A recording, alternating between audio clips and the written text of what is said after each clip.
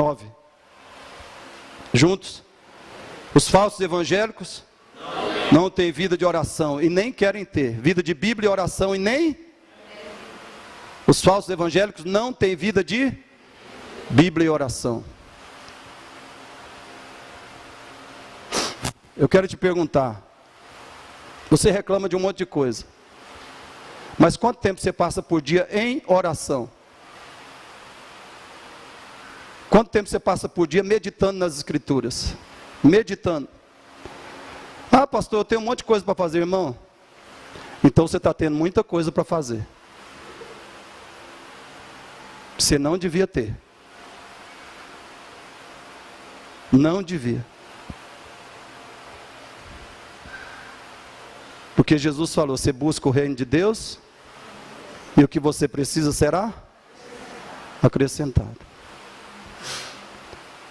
E sabe por que os falsos evangélicos não têm vida de Bíblia e oração? Porque eles não têm prazer nisso. Eles não amam isso. Seu prazer está no WhatsApp, no Facebook, nas novelas, nos filmes. E muitas outras coisas que não diz respeito ao reino de Deus. É por isso que eles não têm vida de Bíblia e oração.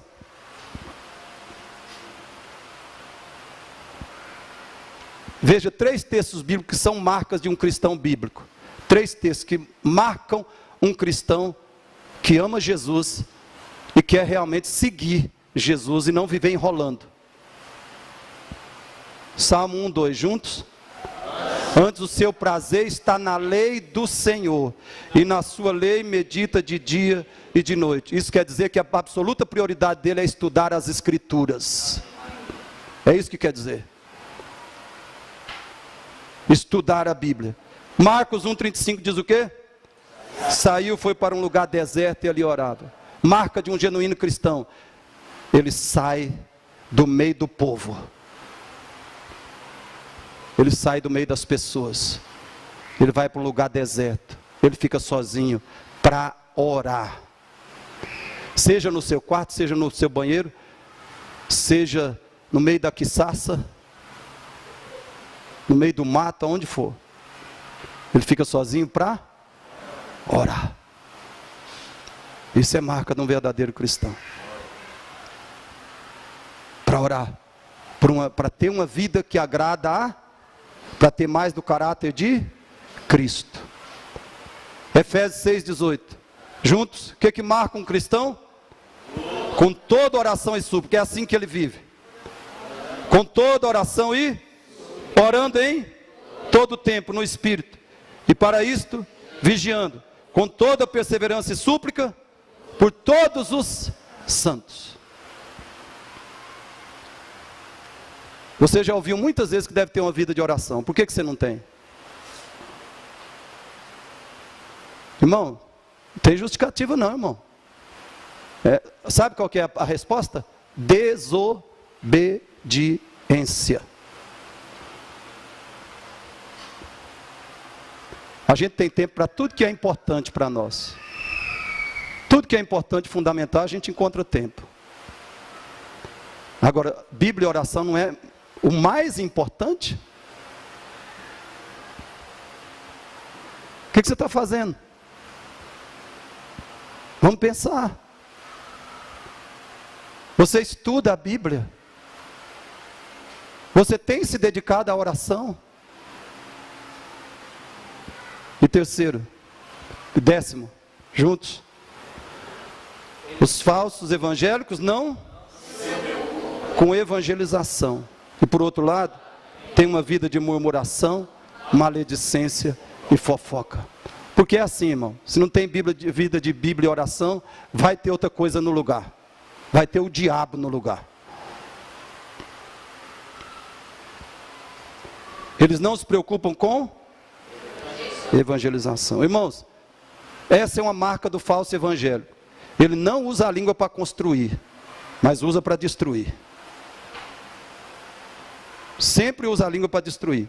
Escute, o raciocínio é muito simples. Esse é o raciocínio, muito simples. Primeiro, o Espírito Santo habita num verdadeiro cristão. Amém?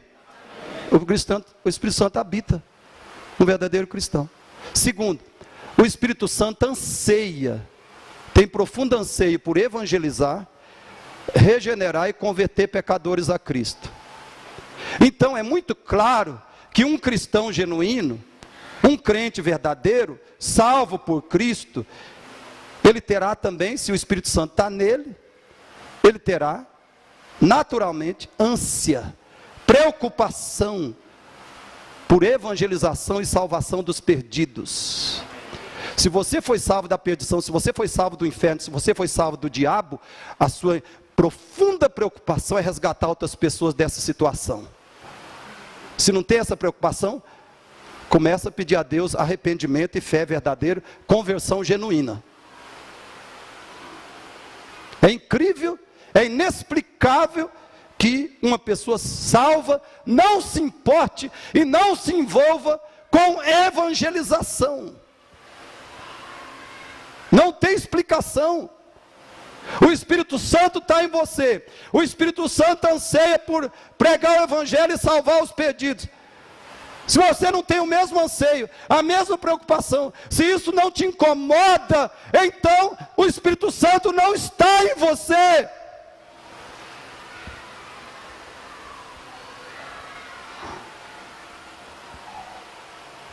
Por outro lado, tem crente que fala mal do pastor, porque o pastor mexeu no pecado dele, que ele não quer abandonar. Tem crente que fala mal do pastor e de outros irmãos, porque ele está tão carnal, tão na carne, que ele faz isso até na presença de incrédulos.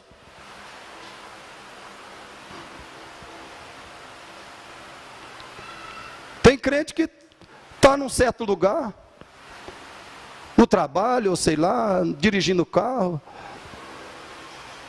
em casa, até tem incrédulos ali, e ele começa a falar mal de membros, de irmão da igreja, falar mal do pastor, fazer aqueles comentários críticos, destruidores. Sabe o que a Bíblia diz?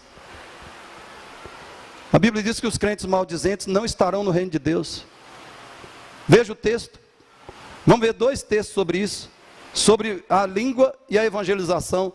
1 Coríntios 6:10 juntos.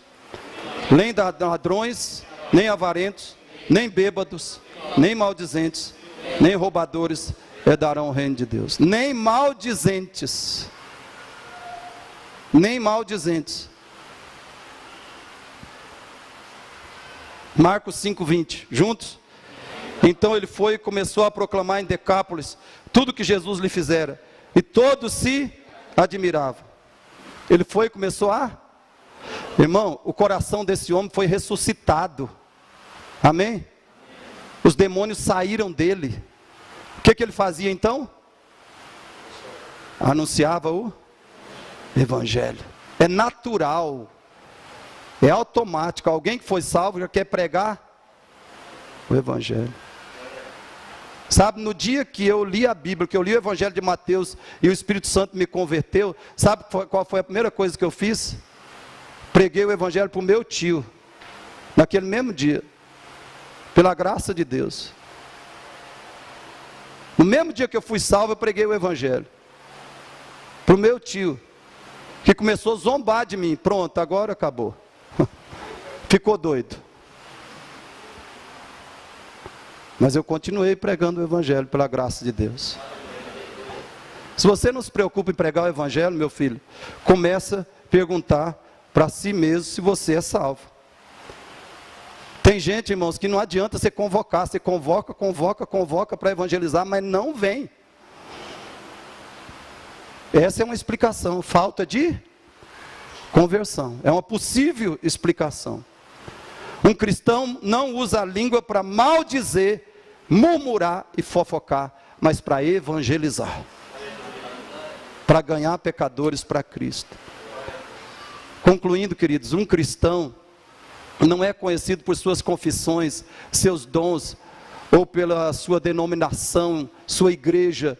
Ele é conhecido pelos seus frutos morais, éticos, espirituais.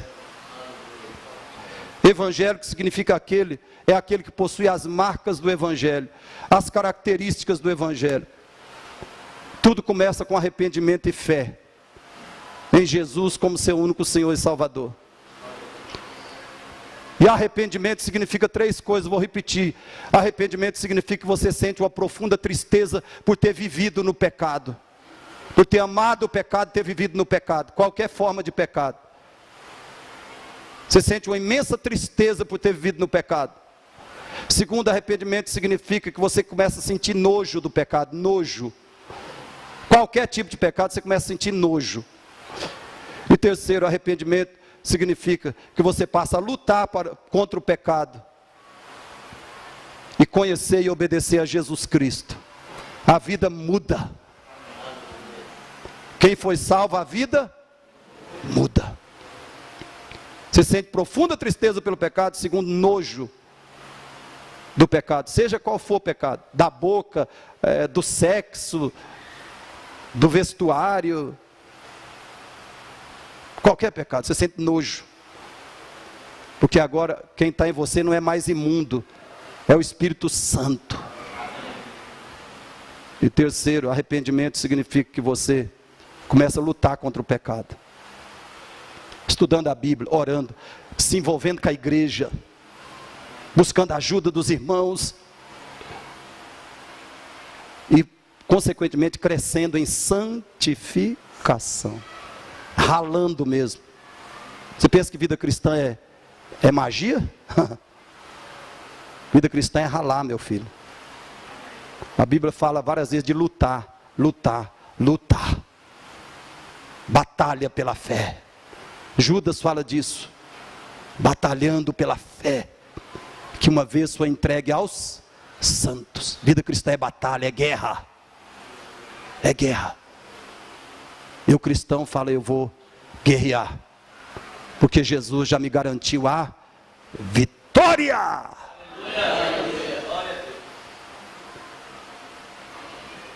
Você luta com base na vitória que Jesus já conquistou para você. Hebreus 12, olhando firmemente para o autor e consumador da fé, Jesus. Ele é o criador da nossa fé, querido. Escute isso, para terminar. Ele é o criador da nossa fé, ele criou a fé no verdadeiro cristão. E como ele criou a fé, sabe o que ele faz também? Ele é o consumador, ou seja, ele realiza a nossa fé. Você crê e ele opera para que o que você crê, conforme a palavra dele e as promessas dele, aconteçam. Amém? Amém? Você crê no que ele falou, no que ele prometeu, e aí ele cumpre o que ele prometeu. Isso é fé. Ele é o realizador da nossa fé. Por isso que o autor aos Hebreus diz para mim e para você: desembaraçem, se desembaraçem de todo o peso do pecado que tenazmente vos tenha assediado, e corram com perseverança a carreira que vos está proposta, olhando para o autor e consumador da fé. E ele diz para você e para mim também, querido: vinde a mim. Você está cansado? Hã? Tá? Eu também estou. Quem aqui está cansado? Eu também estou. Quem aqui está sobrecarregado? Eu também estou. Sabe o que Jesus fala para mim e para você? Vinde a mim, os que estáis cansados e eu vos... E ele vai aliviar mesmo, irmão. Ele vai aliviar a carga, a ponto de nós podermos continuar. Ele vai carregar o fardo conosco. Ele vai carregar. Agora, quando você vem, sabe como é que a carga é aliviada? Quando você faz o que ele falou em seguida: tomai sobre vós o meu jugo. Quer dizer, faça um compromisso de me obedecer. É só isso que ele está querendo dizer. Faça um compromisso de me obedecer. Tomai sobre vós o meu jugo. Aí ele fala mais: aprendei. O problema é que a gente quer magia, a gente não quer aprender. Aprendei de mim, porque eu sou manso e humilde, e achareis descanso para as vossas descanso. Você pode estar exausto, mas sua alma vai descansar. Porque o meu jugo é suave, meu fardo é leve. O jugo do pecado, o jugo do diabo, o jugo do mundo nos esmagam. Mas o jugo de Jesus é suave e leve. Ele nos leva para frente. Ele nos leva para a vitória. Ele nos leva para a glória. Fuja, querido, fuja do falso. Fuja do falso. Seja um verdadeiro evangélico, um verdadeiro cristão.